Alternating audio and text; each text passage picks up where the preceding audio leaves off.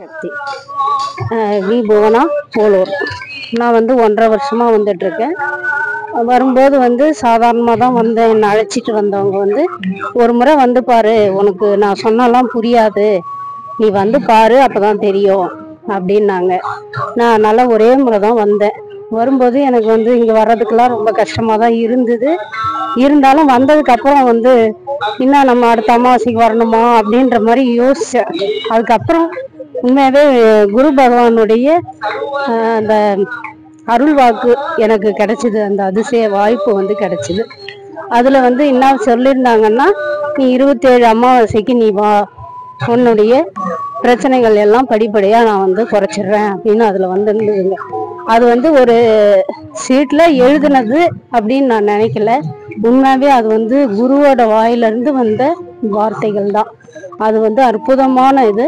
நான் 1 வருஷம் கூட வரலைங்க. 6 மாசத்திலேயே என்னை அந்த அற்புதங்களை எல்லாம் நான் முழுமையா அடைஞ்சேன். நான் அந்த 1 வருஷத்துக்கு, அதாவது 27 அமாவாசை கூட பொருட்களை ஒரு 6 அமாவாசையிலேயே எனக்கு நல்ல பலன் தெரிஞ்சது எனக்கு.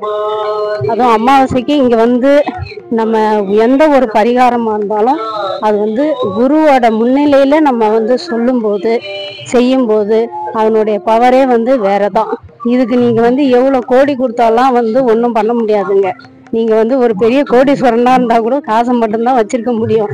கர்மாவை கழிக்கணும்னா நம்ம சத்தியாசிரமம் வந்தால் மட்டுமே கர்மா கழியும் என்பது ஒரு நிதர்சனமான உண்மை. சத்தியம் சமர்ப்பணம், மகாசக்திக்கு அர்ப்பணம். இதையும் நம்ம பேப்பர்ல வச்சுக்கிட்டு அதை சுவைச்சு பார்க்க முடியாதுங்க.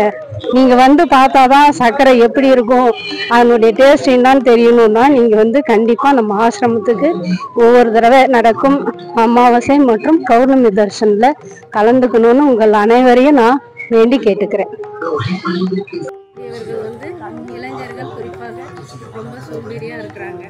எல்லாமே ஃபோனில் ஆர்டர் பண்ணிட்டா எல்லாமே வீட்டுக்கு வந்துடுது அப்படின்னு நினச்சி ரொம்ப சோம்பேறியாக இருக்காங்க. கஷ்டப்படாமல் எதுவுமே கிடைக்காது.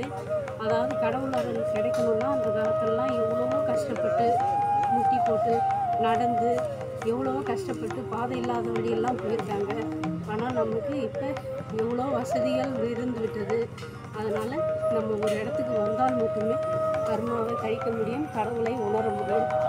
அதனால் எல்லாரும் நம்மளுடைய ஆசிரமத்துக்கு வரணும்னு நான் வேண்டி கேட்டுக்கிறேன்.